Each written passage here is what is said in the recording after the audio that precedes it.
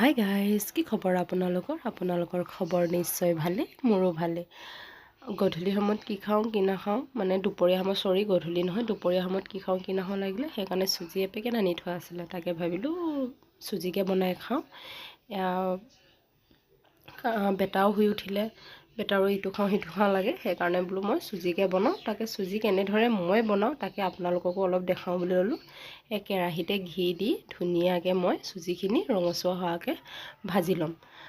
জানেই আপোনালোকে, তথাপিতো মই কিদৰে বনাওঁ তাকেহে দেখাব লৈছোঁ, কোনো ৰেচিপি বুলি নহয়। ধুনীয়াকৈ ভাজি লোৱা সময়খিনিতে মই ইয়াত চেনি দি দিম। চেনি আপোনালোকে যিমানখিনি খাই ভাল পায় সিমানখিনি পৰিমাণে দিব। মই বৰকৈ চেনি নাখাওঁ, সেইকাৰণে মই কমকৈ দিছোঁ।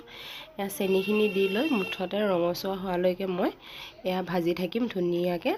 মিনিমাম 2-3 মিনিট ভাজিব লগা হৈয়ে, গেছটো কিন্তু ল' ফ্লেম কৰিহে ভাজিছোঁ। তাৰপিছত মই ইয়াত কি কৰিছোঁ জানেনে, 5 টকীয়া গাখীৰ এপেকেট যে মই ধুনীয়াকৈ দি ল'লোঁ।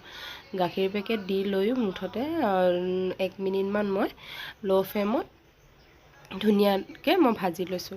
ভাজি আছোঁ, কাৰণ বতৰবোৰ এনেকুৱা হ'লে কি খাওঁ কি নাখাওঁ লাগে, হয় নহয় বাৰু? মোৰ যে বহুত তেনেকুৱা লাগে।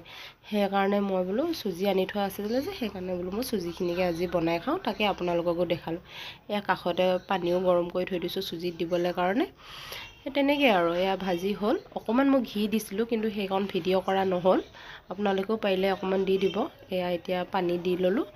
পানী দিয়াৰ পিছত চাওঁ, ধুনীয়াকৈ এইখিনি পানী অকণমান ডাঠ হোৱালৈকে থৈ মই নমাই দিম। তেনেকৈ আৰু আজি ভিডিঅ'টো কেনেকুৱা লাগিছে আপোনালোকে জনাবচোন। চাহ উলিয়াই আনিলোঁ, এইপিনে বেটাকো দি দিলোঁ। তেনেকুৱাই আৰু ভিডিঅ'টো চাই কেনেকুৱা পাৰিলে প্লিজ কমেণ্ট কৰি জনাব।